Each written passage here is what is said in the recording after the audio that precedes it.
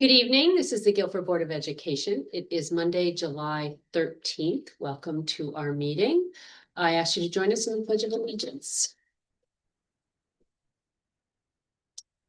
I pledge allegiance to the flag of the United States of America and to the republic for which it stands, one nation, under God, indivisible, with liberty and justice for all.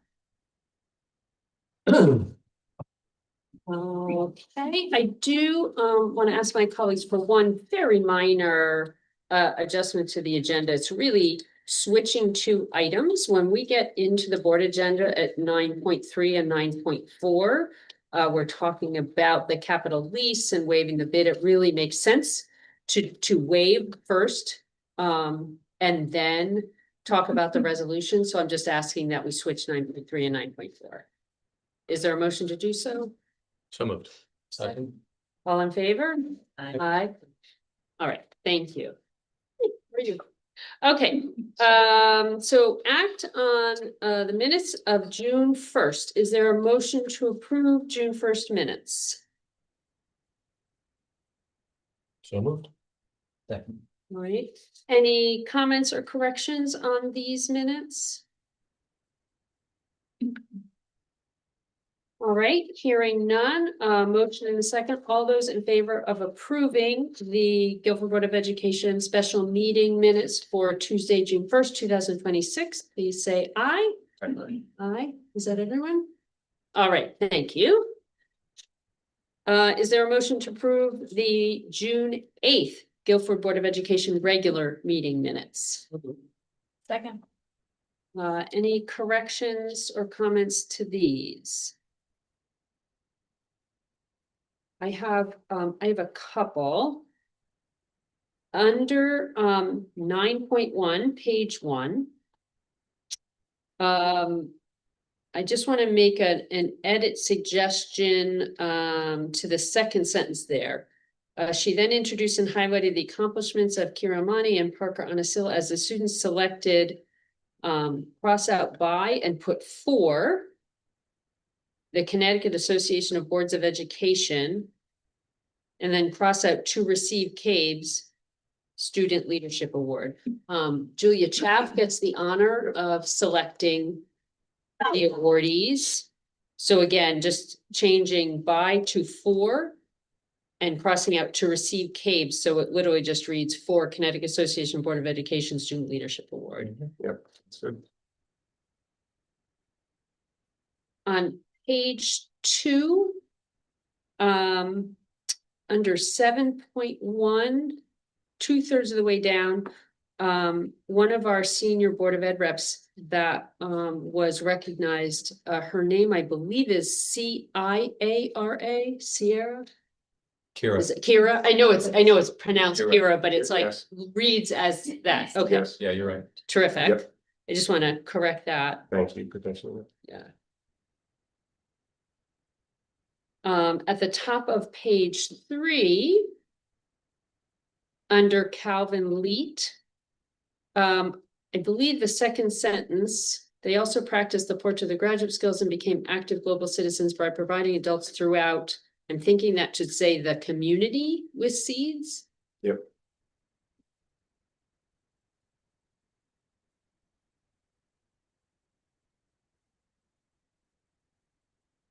And then the final correction is not really a correction, it's an addition that I own at the bottom of page 4, and I've already handed Terry a written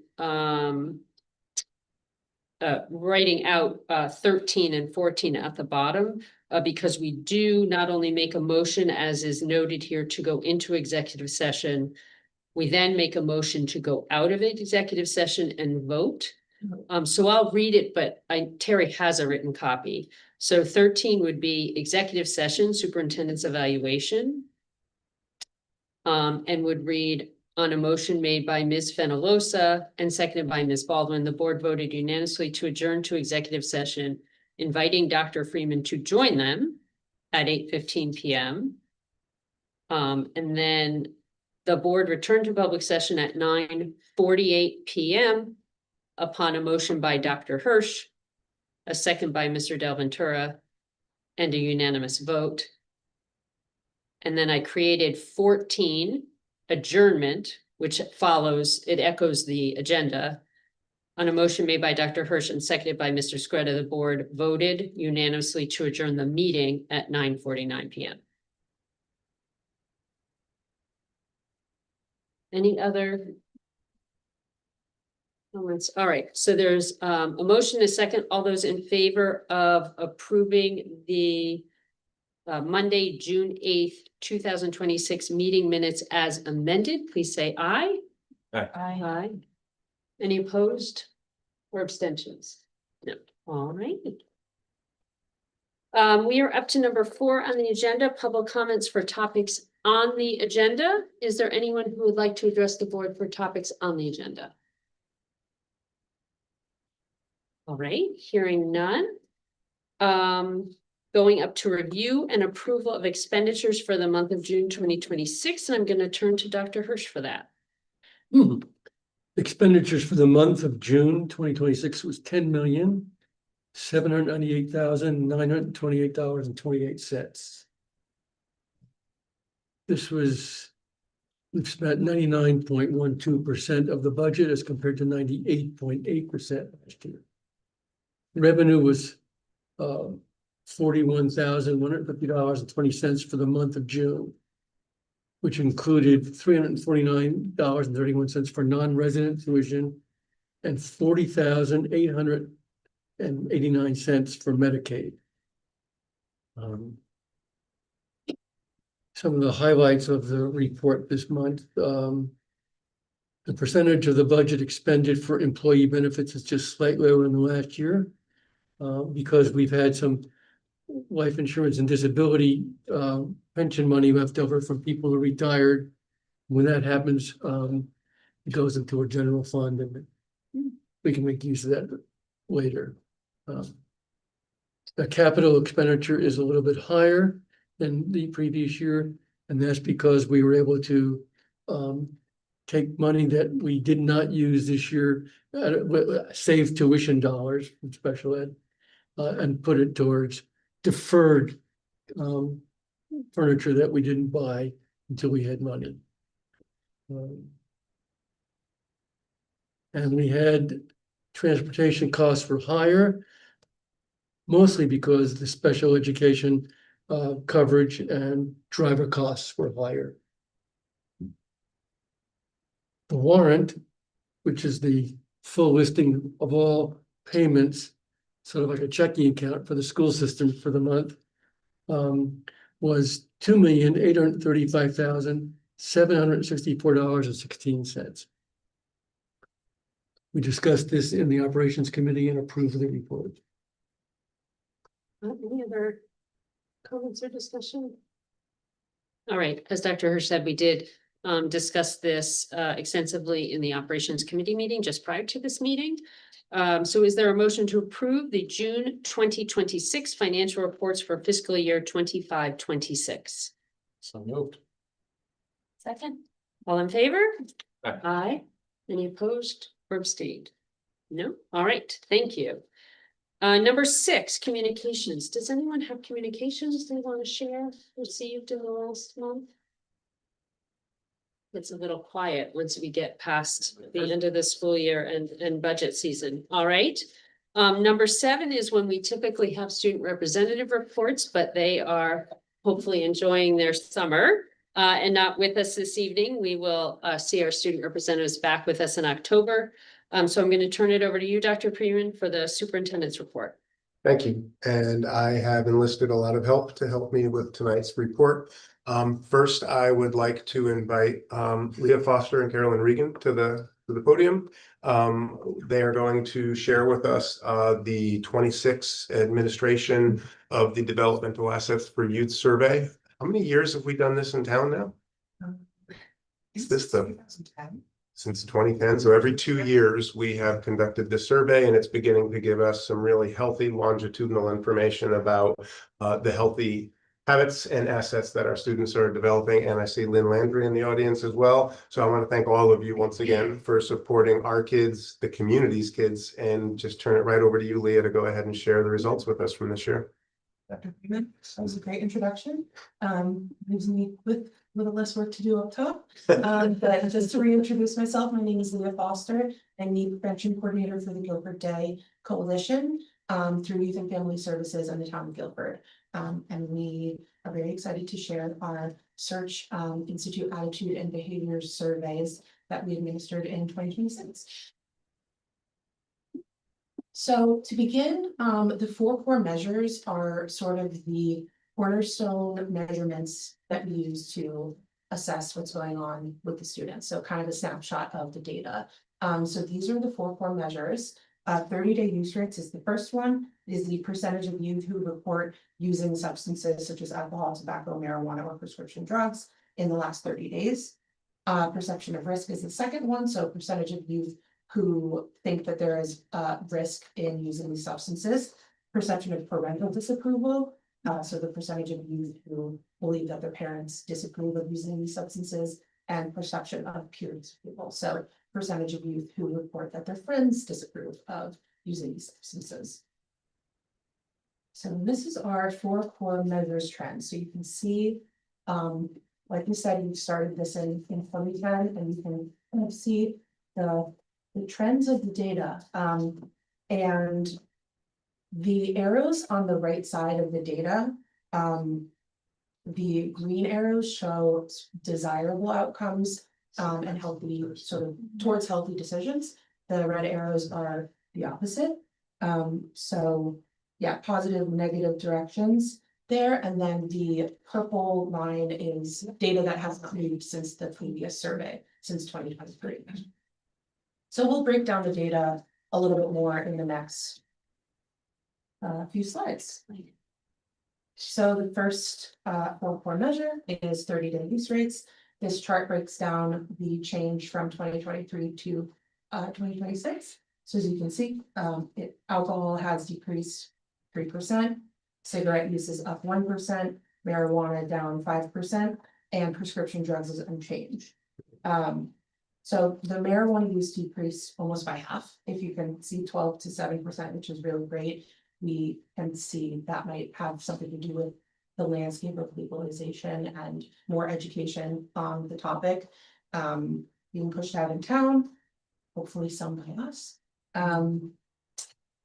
However, we see that cigarette use has increased, it's only by 1%, but that is a change from before. And we will look into that in future slides regarding nicotine and tobacco use. So then perception of risk is our next 4 core measure. Perception of risk for marijuana and alcohol are both up. So again, we see that our community education is making a difference.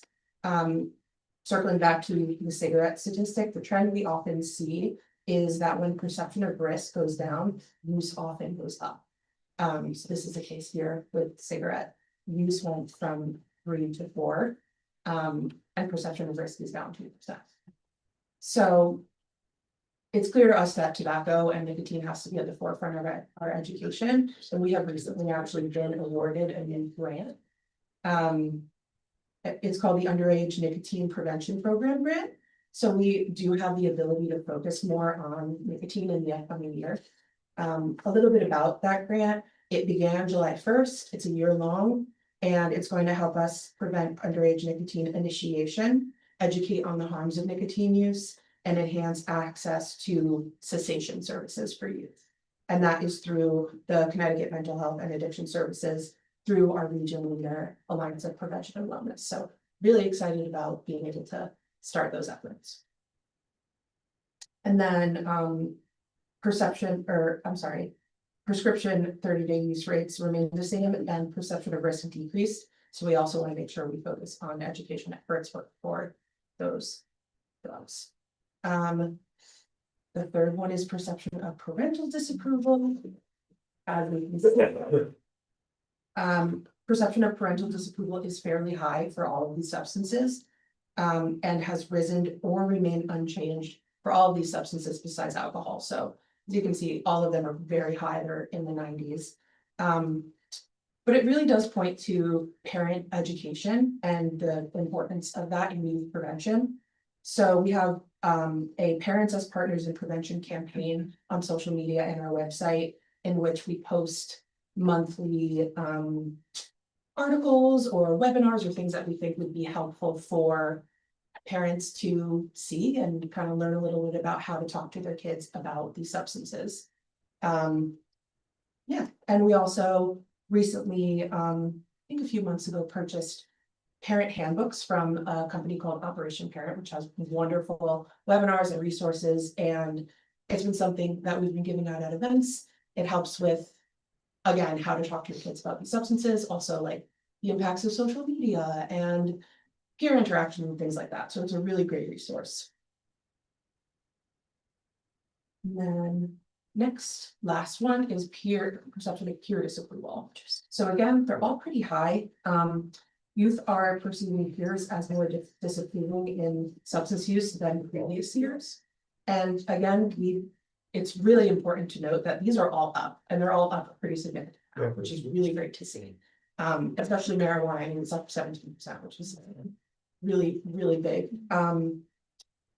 We have been, doing a lot of day tabling, and we have been partnering a lot with the Students Against Destructive Decisions group at the school. So we like to think a lot of that has, entered into the school system and the minds of these students when they are kind of taking this. So that is really great to see, and we're very excited about that data.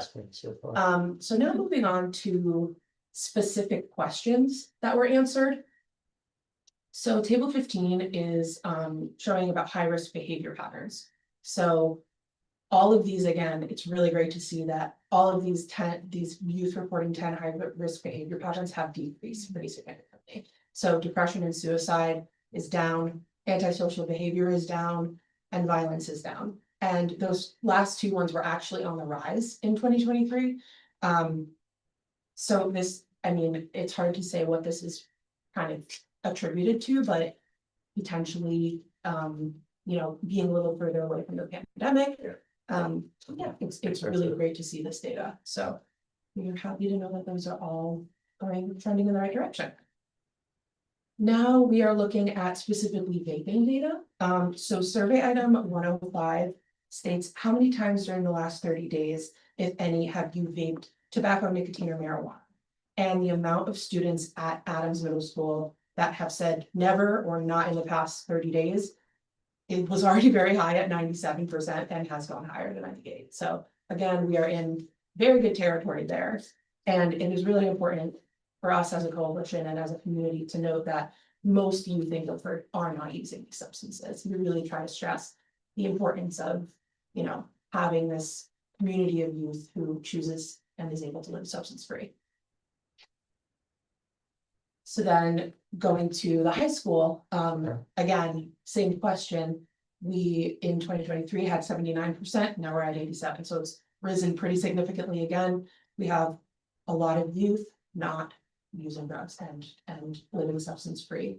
A concern in youth prevention is often how early to start this education, with the worry that high school could be too late or middle school could be too early. But this data is really showing that it's never too early and it's never too late. So it really confirms, where we are putting this education out and how we kind of distribute these resources and the language we use in others. So, yeah, this also points towards the potential benefit of our vaping quit kits that we distributed during Day Week this past May. It had a lot of great resources with a Yale cessation program called Kick Nick, and just a lot of other fun things like lollipops and fidgets, and just things that went out to a bunch of students and they got a lot of resources. And it also points to the importance of our new nicotine program grant. So we're very excited about it. Now we are moving on to survey item 147. This question is, among the people you would consider to be your closest friends, how many would you say have used drugs such as marijuana and cocaine?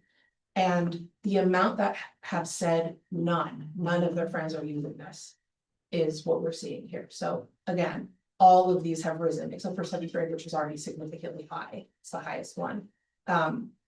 So it's showing again that less and less youth are using these substances. Great.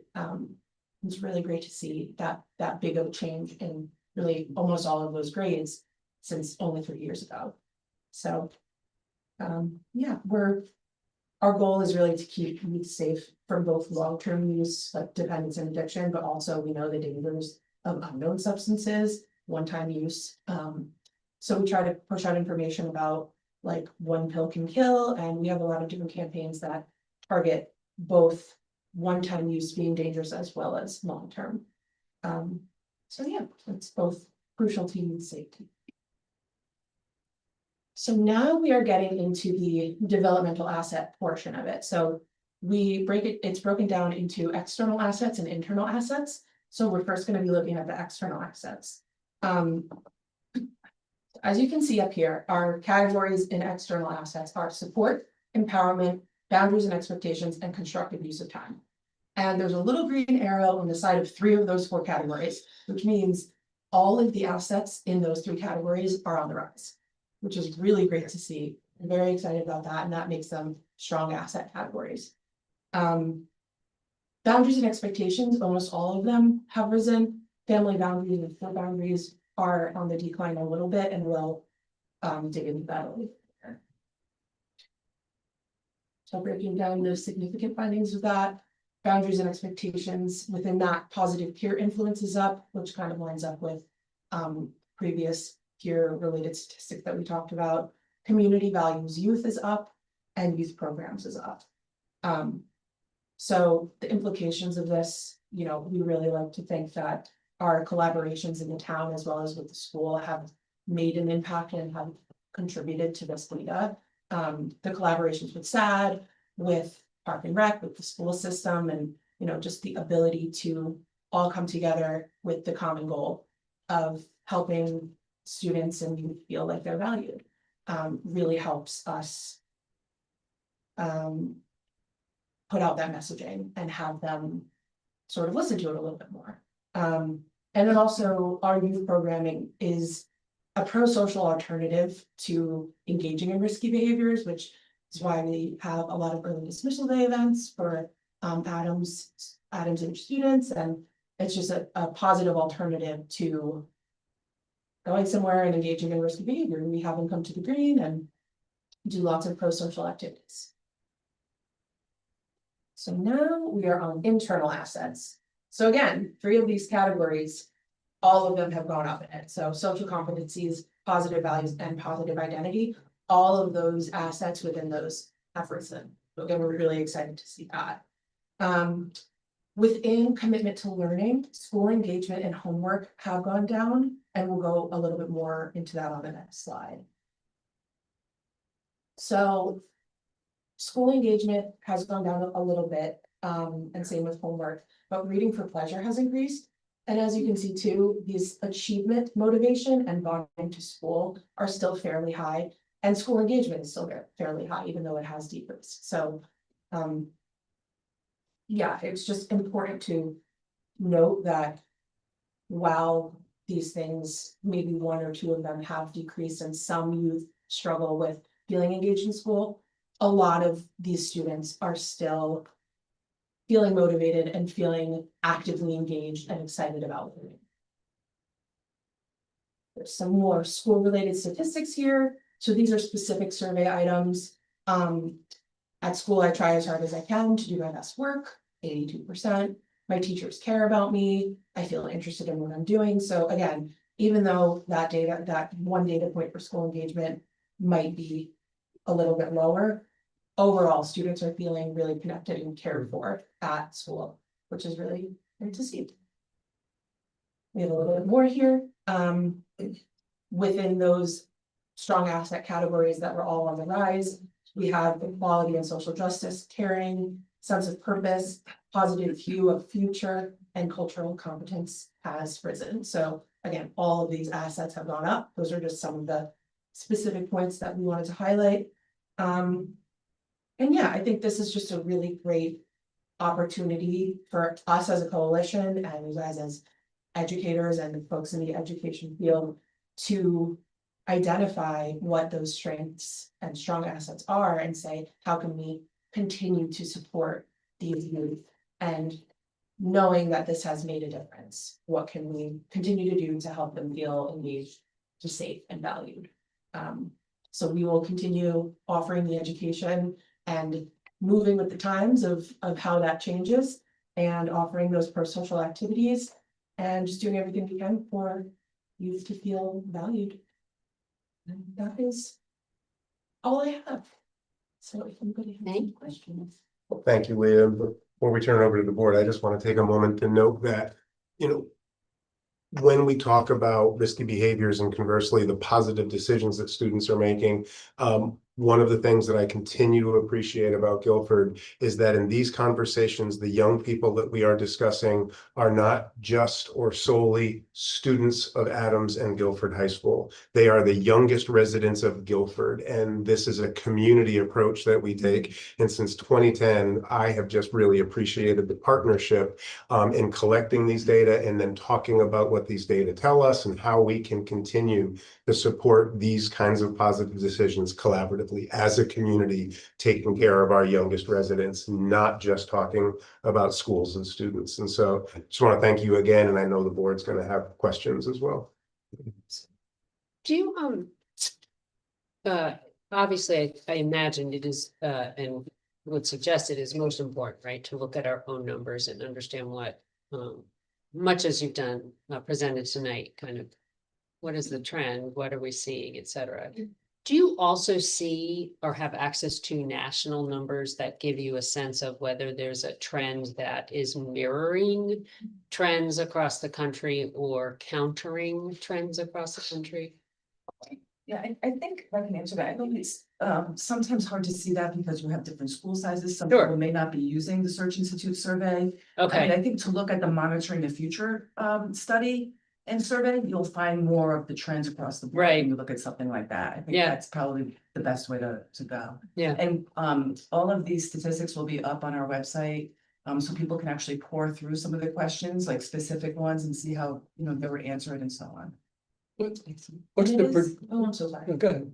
I was just gonna say it is interesting because there are obviously other town coalitions, Madison and in other places, and. We can also communicate with them and see what they're seeing in their towns. right. So, yeah, on a national and, And local, no, but right, and Right. extended or a broader local level certainly makes Exactly. sense. Exactly. Thank you. This is survey data. What's the predictive validity or correlation with behavior studies? That is, we have a high number of students who are not using this and that, but behavior studies suggest something quite different. I don't know. That's a very good question. I guess I would have to take a look at those behavior studies and see them next to each other to properly give an answer to that, but yeah, I mean, this is one survey of, it's meant to assess attitudes and behaviors of the students. Sure. That's, the name of it, so yeah, I guess we see it a little bit differently in this data than potentially others, but I would be interested to see that data. Can you speak to just how large the sample size was? How many students participated in the survey? 7th to 12th grade, Yeah. Every student or? pretty much. Almost Okay. Yeah, Almost Great. 100%. Yeah. Amazing. It is amazing, right? yeah. Yeah, it really is. And that's the important part in our partnership, right? The survey is being administered by day, but we do it in the schools. We do it with informed passive consent of parents. We let parents know that the survey is occurring and when it is occurring, and we give them the opportunity to remove their student from, but we don't ask for proactive opting in. We know that it would run our numbers down. And so a letter goes out from Lynn and from me. We let the parents know before it's administered every year and tell them that they can contact the school to remove their student. Very few parents do. And so we get almost 100% participation.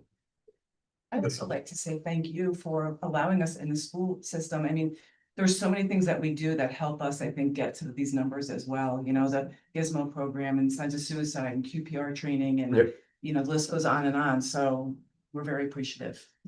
And even just for helping us administer the surveys, is massive. Oh, we gotta all work together on these things, Yeah. right? I mean, it's so crucial.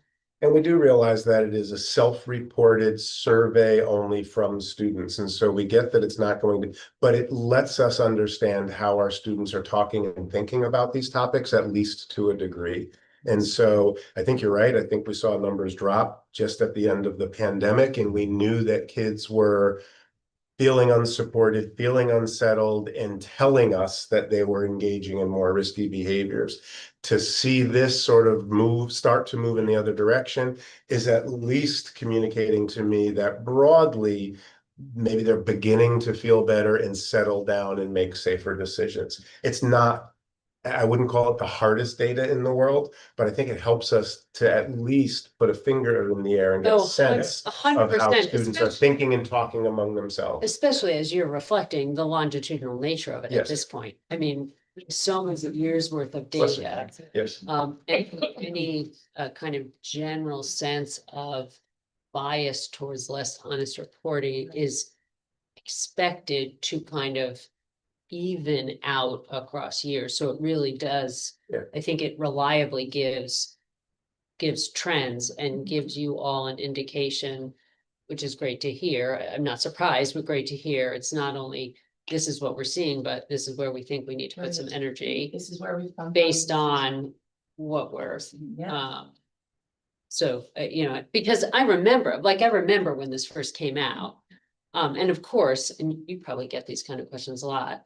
There's a question of like, are kids really ever going to answer this correctly? Are they Yes. really answer it honestly? But when you have the data over years, you do get a sense that even if you don't have every kid answering exactly, you're getting really good sense of trends. Yeah, and the Search Institute will discard reports that are really way off. Right, because you have a way of flagging the most kind of obvious, not, Yeah. yeah. And I think that's why it's also so great to have that chart that we reference so frequently, that Mhm. core data metric chart. And it's just so cool to see the growth that's happening in these surveys. Question about cigarette. Does that encompass all of nicotine or specific cigarettes? Okay, Yeah, so the vaping question. interesting to see that up. Right, I would have correlated it with the nicotine pouches that Right. you're seeing almost everywhere now. Yep. Yeah. Yeah, we were surprised by that too, and we actually went back and asked them specifically if it was a part of it, and it's separate, so Interesting. just shows us how much that new grant is needed to tackle the nicotine and Yeah. tobacco pieces of it. So, thank you so other much. questions for comments?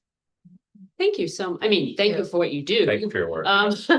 Most importantly, but thank you for coming. This is always really good for us to hear this as Appreciate it. well. Thank you so much for the time and. No, and Dr. Newman, absolutely. all of your help over many, many years. Thank you very much. Thank you. Thank you. Good night. We also Great. want to bring to you tonight for the first time a new annual report or update that we will be making to the board. The new climate statutes at the state level require us to report to the board annually on challenging behaviors in the school system. And so to help with that portion of tonight's report, I am inviting Doug Hamill and Catherine Kennedy to help us with that portion of that report.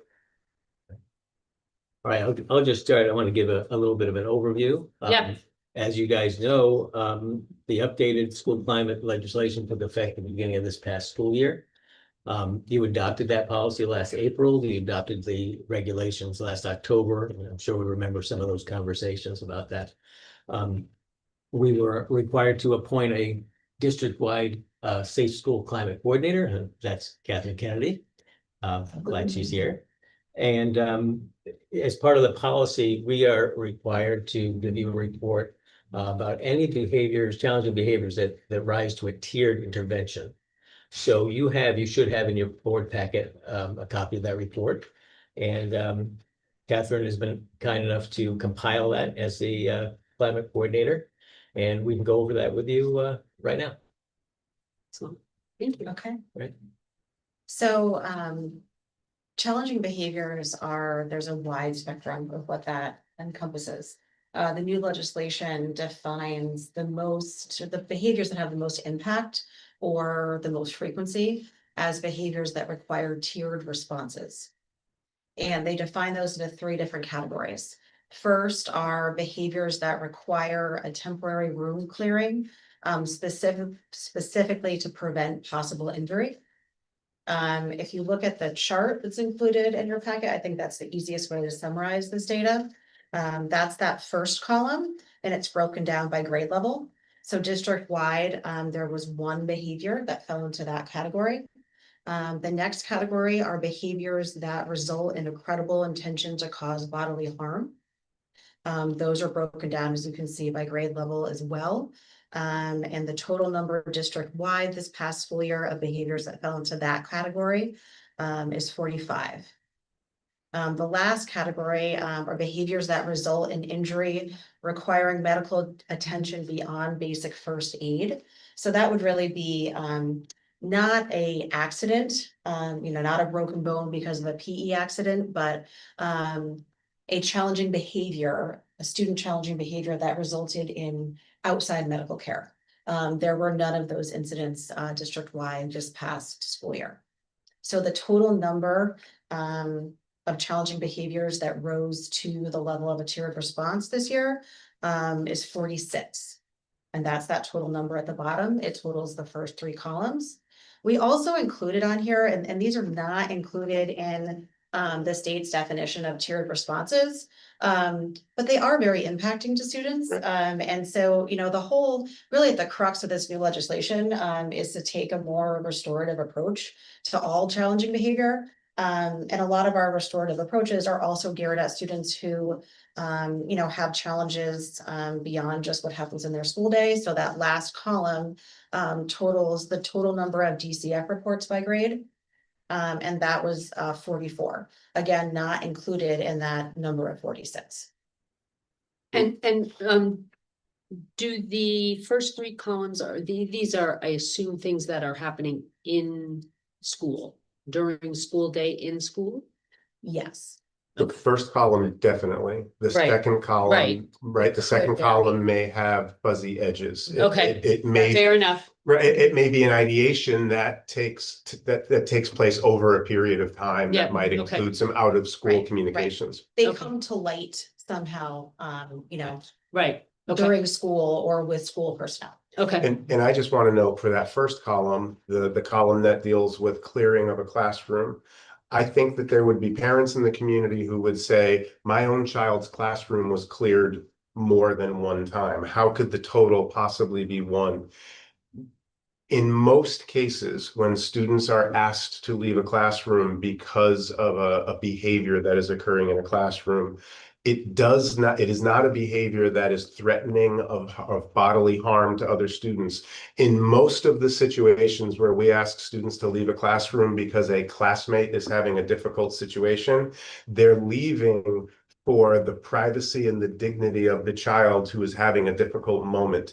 They're not leaving a space because they are in danger of bodily harm. So I want to be really clear, No, that's an important right? statement. Anybody who might look at this and say, that number has got to be low. I know of more than 1 incident. It's the complete definition that we're required to report to here. So there have been more than 1 situations this year where classrooms were cleared, but in most of those cases, it was to protect the privacy and the dignity of a child who was having a difficult moment. It was not because other students were in danger of bodily harm. I just want to be really clear about that. Yes, and Thank you, Doctor. I would add to that, that it could also be a case where the intervention that was going to be put into place was best put into place with a cleared classroom. Yeah. So Right. it is almost a preventative measure, Right. not that anyone was at risk of bodily harm. Kind of along that same line of questioning, is this specific to individual students? So can 1 student have several incidents that show up on this chart? This is number of incidents. Number That's of a good incidents, so it could- distinction. Thank So you. it's not necessarily 46 students, it's 46 instances. Correct. Correct. That's exactly right. Any other question? Can you just explain a little more about the DCF reports? Those are reports made during school hours. So anytime, all school faculty and staff are mandated Yes. reporters. So anytime something comes to the attention of school personnel that could potentially indicate that a youth or a minor is in danger in some way, their safety in terms of abuse or neglect. We are mandated to report that to DCF. These numbers do not mean that DCF picked up those cases necessarily. We often err on the side of caution with that, but it does mean that in this grade and ninth grade, there were 4 reports made by school personnel, or 4 instances. It could have been 2 families, 3 families, or 4 families, to report a potential incident of abuse or neglect towards a minor. And it doesn't, if we come into, if for any reason we have reason to believe that a child may be in a situation where they're being abused or neglected, we're required to report. It doesn't have to be a situation that exists during school hours. So if we Correct. learn about something, and again, the way that all of our staff have been trained for years, if you have any reason to suspect, then you are required and mandated to report. It's not if you believe something, you're right, somebody was abused or neglected. And so at times we're filing reports where we are very confident that the child is actually safe. However, we're required to present the report because information came to light that could lead one to suspect that abuse or neglect was taking place. Other questions? And again, this is the Thank first of you. what will become an annual Okay. report for the board. All right, And I just want to take a moment and really appreciate Catherine for the work that she put into this year. The statutes changed significantly this year. We appreciate her being willing to step in and really help the entire leadership team to come up to speed with the new legislation and to track and record. She speaks with parents, she works with principals across the district and really helps to keep us in alignment with the new statutes. And thank you very much for all the time that you put in. Absolutely. you. Thank you for the opportunity. thank Thank you. you. Thank you. Excellent. And that really does conclude my report tonight. Great. Then we will go on to board agenda 9.1 to act on personnel items. So we have a number of personnel items to address. First, we're being asked to ratify the retirement of the following teachers. Tara Beatty, special education teacher, 25 years of experience with Guilford Public Schools. Susan Bohan, special education, 17 years of experience with Guilford Public Schools. Michelle Pacienza, special education, 1 year of experience with Guilford Public Schools. Is there a motion to ratify the retirement of these 3 teachers? So. Second. All those in favor? Aye. That's everybody. All right, thank you. And then we're being asked to ratify the resignation of the following teachers. Carrie Albers, special education, 2 years of experience, Guilford Lakes. Jillian Bathrick, Adams Middle School literacy coach, 6 years of experience. Teresa Donnarummo, Calvin Leet Elementary School art teacher, 12 years of experience at Guilford Public Schools. Kristen Meyerjack, science teacher at Adams, 17 years of experience with Guilford Public Schools. Benjamin Moore, school social worker, Guilford High School and the Guilford Transition Academy, 5 years of experience with Guilford Public Schools. And Heather Renz, Guilford High School art teacher, 10 years of experience with Guilford Public Schools. Is there a motion to approve the resignation of these 6 teachers? So All those in favor? Aye. So there's certainly a number of people on this list who've given a number of years to Guilford Public Schools, and we really appreciate their service for sure. All right, 9.2 is to approve a donation from the Guilford newcomers in the amount of $2,717. the letter received by Paul Freeman to our dining services coordinator is that it is an understanding that the funds are being donated to pay for students' lunch debt. So this is a very generous donation, and we certainly thank the Guilford Newcomers Club for doing so. Is there a motion to approve this donation? Second. All those in favor? Aye. Aye. All right, excellent. All right, so the next three items that we're going to talk about are all related to our capital lease that allows us primary focus on technology, but also for the 26-27 budget facilities maintenance vehicle. So the first thing we're being asked to do, and this is one of the things I asked for at the beginning of the meeting, was to vote to move the order. So first we want to receive or act on the waive. Sorry, I'm having trouble with English language all of a sudden. Receive for possible action to waive bid requirement for the capital lease. So we're being asked for a waiver of the bidding process for the capital lease. The waiver is requested due to the limited number of banks that will enter into a tax exempt municipal lease for the amount we are requesting. This is not the first year that Guilford Public Schools has been in this situation. We've had this as an agenda item at this time of year for at least several years running. The lease is a 5-year term for the purchase of $635,000 of technology equipment and a facilities maintenance vehicle, as was outlined in the 26-27 budget.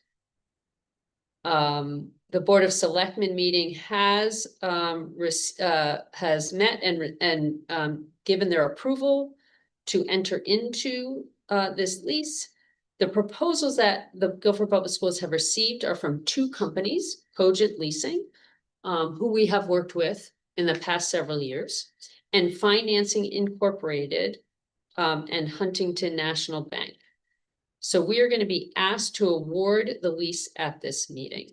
So the first thing I would like then, please, is a motion to waive the bidding process because of these circumstances. We have 2 bids instead of the typical 3. This has happened for a number of years, and it is because there are a limited number of banks that will enter into this type of arrangement. So is there a motion to waive the bidding process? So moved. Second, thank you. Any discussion? I just, when it says that we got 2 proposals back, does that mean that we asked 2 different locations for the proposals, or that, and nobody else, we didn't send it out for bid, or we're You saying? can ask that we Mrs. ended up- Trudeau. Yeah. She can give you the best answer to that question, exactly how it happens. I did not put it out to a formal bid because over the years, we have found less and less banks want to do this. We've had a number of them before and they all drop off. They want $1 million leases, not a $630,000 lease. So I only requested it from the From two. these 2. Of these 2, because they have shown interest in the In the past, past, correct? And we were whereas with the them. other banks have not shown that interest. Right. Fantastic. Good question. I appreciate that. Any other questions or discussion? All right, so we have a motion, a second. All those in favor of waiving this bidding process? Aye. Aye. All right, that's everybody. Thank you. So then the second is to a resolution on the capital equipment lease. So I'm just going to briefly read this, and then we're going to be asked to approve this as well. Resolution to authorize a lease purchase agreement.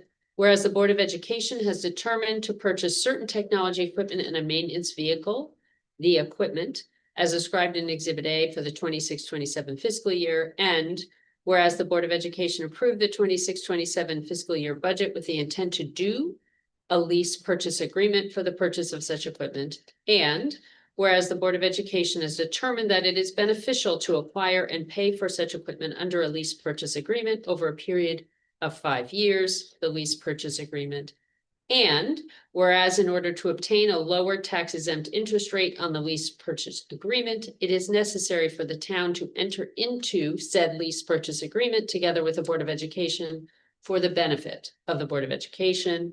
Now therefore be it resolved that the Board of Education shall be a co-lessee with the town to finance the equipment under the lease purchase agreement in a principal amount not to exceed $635,000, provided that the Board of Education shall be responsible for all of the payment obligations under said lease purchase agreement.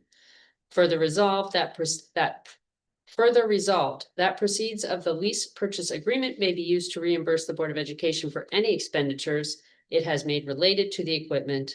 And further resolved that the superintendent and the business manager acting either individually or collectively are hereby authorized to negotiate the terms of and execute and deliver the lease purchase agreement and any related documents on behalf of the Board of Education as co-leasee with the town, and to take all actions necessary and proper to complete the transaction. Is there a motion to approve this resolution? Moved. Second? Second. Second, all in favor? Aye. Aye. Opposed or abstained? All right, that's everyone. Thank you. And lastly, an act on awarding the bid for the capital lease. So we have in front of us awarding of the capital lease.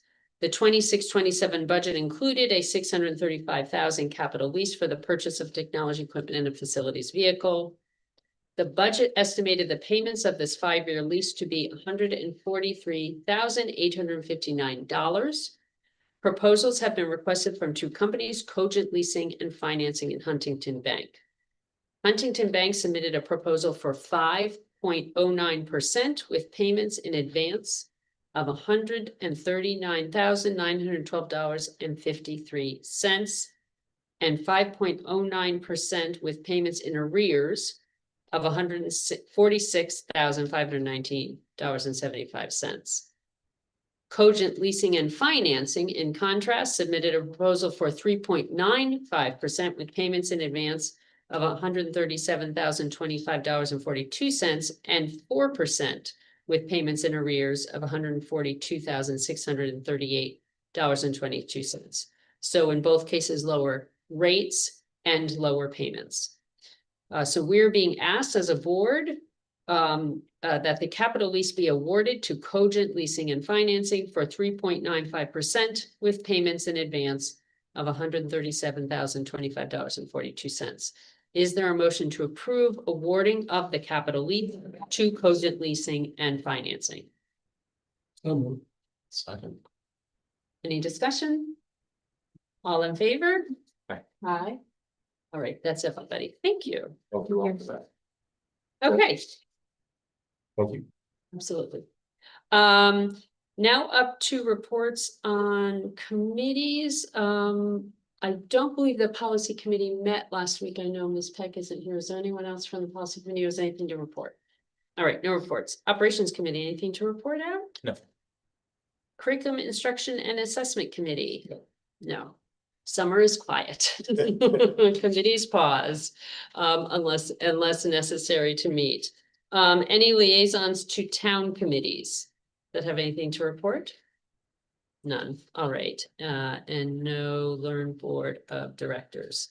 We are up to number 11, which is public comment. It doesn't have to be an item on the agendas or anyone who wants to address the board in public comment. All right. Hearing none. I don't think we have any closing comments. All right, so we are the board is going to go into an executive session. The topic of that executive session is superintendent's evaluation and contract. We will be inviting Dr. Freeman into that executive session.